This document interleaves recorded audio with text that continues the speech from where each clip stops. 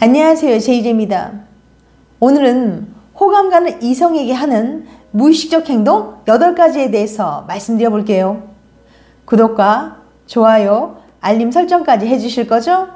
그럼 바로 시작할게요.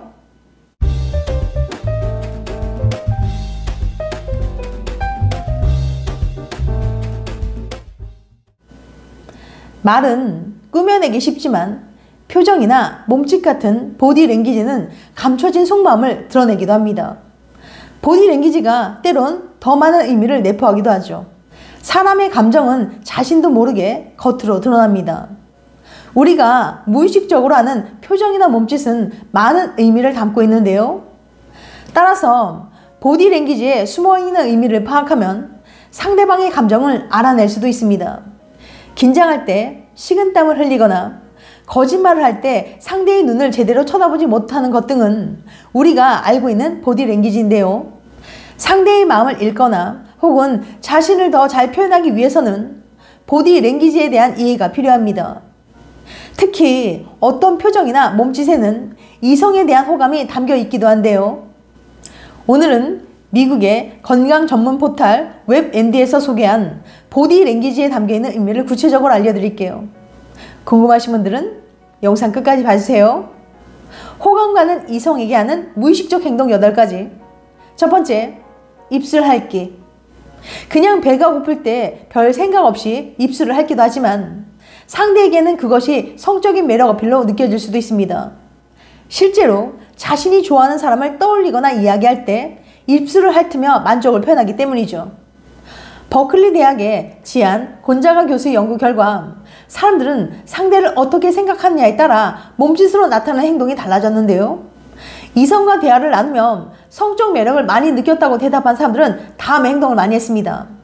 첫째, 입술 오므리기. 둘째, 입술 만지기. 셋째, 혀 내밀기. 유독 입술이나 혀와 관련된 행동이 많죠? 입술과 혀를 움직이는 건 키스를 연상시키며 성적 매력을 강하게 어필하는 동작이거든요. 만약 여자가 당신을 보면서 자신의 입술을 핥는다면 당신에게 강한 성적 매력을 느낀다는 의미로 볼 수 있습니다. 그리고 상대방의 입술에 터치를 했을 때 가만히 있는다면 서로의 마음을 확인하는 방법이 되기도 하죠. 두 번째, 얼굴이나 머리카락 만지기. 얼굴을 만지거나 머리카락을 만지거나 앞머리를 빗거나 하는 등은 얼굴에 손을 갖다 대는 것은 장난스럽게 보이는 행동인데요. 이러한 행동을 하여 상대방의 관심을 자신에게 끌려는 무의식적인 행동입니다. 그런데 계속 앞머리를 뒤로 넘긴다거나 옆머리를 손가락으로 돌리며 머리를 정돈하는 것은 몸단장으로 인식되어 타인들에게 자칫 바람둥이로 보일 수 있습니다. 혹은 자신이 좋아하는 사람에게 관심을 받고 싶어하는 것으로 보일 수도 있고요. 신체 언어는 속마음을 더 이상 숨길 수 없게 만듭니다. 여자는 좋아하는 사람 앞에서 다른 사람들과 있을 때와는 다르게 행동해요. 그에게 온전히 집중하거나 긴장하고 안절부절 못하죠. 미국의 의사소통 전문가 토냐 라이먼에 따르면 여자가 가슴 설레거나 긴장했을 때 자기도 모르게 머리카락을 넘기거나 꼬는 행동을 한다고 해요. 자신의 몸이나 머리를 만지는 건 상대를 만지고 싶지만 그럴 수 없을 때도 나타나는 행동이랍니다. 세 번째, 동공확장. 눈은 마음의 창이라는 속담이 있습니다. 이 속담처럼 우리는 눈을 통해 감정을 읽을 수 있어요. 사람은 남녀를 가리지 않고 흥분했을 때 동공이 커집니다. 눈앞에 있는 상대에게 성적으로 끌릴 때도 그렇죠. 1950년대 시카고 대학의 폴트 헤스 교수는 좋아하는 대상을 보았을 때 순간적으로 동공이 확장된다는 사실을 발견했습니다. 자신이 매력을 느끼는 사람을 발견하면 동공이 팽창되고 불쾌감을 느끼거나 분노하였을 때 동공은 수축한다는 사실이 밝혀졌습니다. 동공의 크기는 상대에 대한 관심을 의미합니다. 사람의 동공은 여러 요인으로 인해 커졌다 작아지기를 반복하죠. 특히 무언가로 인해 흥분하거나 설렐 때 급격하게 커지곤 하는데요. 눈앞에 놓인 곳에 확 끌리거나 관심이 가고 마음이 떨리기 시작하면 동공은 자연스럽게 커집니다. 네 번째, 눈맞춤. 시선은 호감을 표현하는 무의식적인 행동의 기본 중에 기본입니다. 누구든지 눈이 자주 마주치면 나한테 관심이 있나? 라고 생각하잖아요. 과학적으로도 그렇습니다. 눈을 많이 마주치죠. 다만 둘이서 만났을 때는 좀 애매한데요. 둘이서 얘기하는데 눈이 마주치는 건 어찌 보면 당연한 일이잖아요. 그래서 그 정도가 중요합니다. 약간 어색할 정도로 눈을 떼지 않고 이야기하는 게 관심 있는 사람이 하는 행동의 징표거든요. 눈맞춤은 여러 가지로 해석될 수 있습니다. 상대와의 관계가 이미 편안한 상태일 때는 오랜 시간 눈을 맞추는 것으로 둘 사이의 신뢰를 키울 수 있어요. 하지만 확신이 없는 관계라면 눈맞춤이 위협적으로 느껴질 수도 있습니다. 5번째, 미소. 기분 좋은 미소는 전염되어 내가 웃으면 상대도 함께 웃게 됩니다. 이렇게 함께 웃는 것은 행복을 다루는 뇌의 부분을 촉진해 더 큰 행복과 유대감을 만들어냅니다. 여자는 남자에게 호감이 있으면 그를 보며 자주 미소 짓는답니다. 6번째, 거리 좁히기. 상대와의 거리를 좁히는 것은 서로 의지할 수 있는 관계라는 확신을 줍니다. 반대로 상대방에게 멀어지거나 팔짱을 끼며 배척하는 행동은 상호 신뢰를 떨어뜨릴 수 있어요.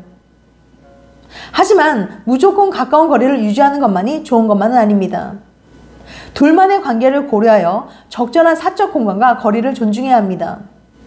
7번째, 상대 쪽으로 몸을 기울이기. 자세는 몸으로 표현하는 무의식적인 언어입니다. 상대방이 누군지에 따라 자연스럽게 자세가 바뀌죠. 자세 중에서도 가장 중요한 건 몸의 기울기예요. 마주보고 앉아있을 때 몸을 앞쪽으로 기울이는지 뒤쪽으로 기울이는지 감정을 말해주거든요. 몸을 앞쪽으로 기울이면 상대방과의 거리가 자연스럽게 가까워지기 때문에 무의식적으로 이런 행동을 하게 됩니다. 아주 알기 쉬운 신호죠. 사람은 관심 있는 대상 쪽으로 몸을 가까이 기울이고 관심이 없을 때는 멀어집니다. 카페에 둘이 앉아서 이야기를 할 때 의자에 몸을 기대지 않고 남자 쪽으로 향해 있는 것은 큰 호감의 표시입니다. 그만큼 남자의 말에 집중하고 있고 재미있다는 의미니까요. 또한 자세는 자신이 남에게 어떻게 보이는지에도 영향을 미치지만 무엇보다 자신의 마음가짐에 영향을 미칩니다. 바른 자세로 서 있는 것은 긍정적인 느낌과 자신감을 갖게 합니다. 허리를 펴고 당당하게 서 있는 자세는 사람을 좀 더 개방적이고 괜찮은 사람으로 보이게 만들어요. 반면에 땅을 쳐다보거나 허리를 구부린 자세는 폐쇄적이고 우울한 상태에 놓여있는 사람이라는 신호로 읽힙니다. 어깨를 구부리면 스트레스와 우울감이 커질 수 있어요. 8번째, 따라하기. 상대가 나를 좋아하면 내 표현이나 몸짓을 따라합니다. 누군가의 행동을 따라한다는 건 그 사람과 가까워지고 싶다는 뜻이에요. 강한 관심을 표현한 행동이죠. 이건 남녀 모두 마찬가지랍니다. 내가 애착을 느끼는 대상을 따라하는 것을 미러링 효과라고 하는데요. 행동을 넘어 표정, 감정까지도 따라가려는 특징을 보입니다. 좋아하는 남자가 음료잔을 잡고 음료를 마시면 호감을 보이는 여자의 뇌에서는 행동을 하기 위한 작용이 똑같이 나타나요. 그렇기 때문에 그 즉시 여자 또한 음료를 마시는 행동을 하는 거죠. 그 외에도 당신이 머리를 만지면 여자 또한 머리를 만지고 얼굴의 특정 부위를 만지면 나에게 호감 있는 여자 또한 그 부위를 만지게 됩니다. 예를 들어 고개 끄덕이기, 다리 꼬기, 양손 마주잡기, 미소 짓기, 눈썹 치켜 올리기 등 몸짓을 시도해 보면서 여자가 나를 따라하는지 확인해 보면 내게 호감이 있는지 확인해 볼 수 있어요. 상대가 서 있는 방법, 표정, 말투 등을 따라하는 것은 신뢰와 이해를 만들어내는 방법입니다. 하지만 만약 상대보다 본인의 권위가 더 높은 관계라면 이 방법은 역효과를 낳을 수도 있어요. 지금까지 호감 가는 이성에게 하는 무의식적인 행동 8가지에 대해서 말씀드렸어요. 다시 한번 요약해드리면 호감 가는 이성에게 하는 무의식적인 행동 8가지. 첫 번째, 입술 핥기. 두 번째, 얼굴이나 머리카락 만지기. 세 번째, 동공 확장. 네 번째, 눈 맞춤. 5번째, 미소. 6번째, 거리 좁히기. 7번째, 상대 쪽으로 몸을 기울이기. 8번째, 따라하기. 다음엔 더 재밌고 유익한 영상으로 찾아뵐게요. 끝까지 시청해줘서 감사합니다. 다음에 또 봬요.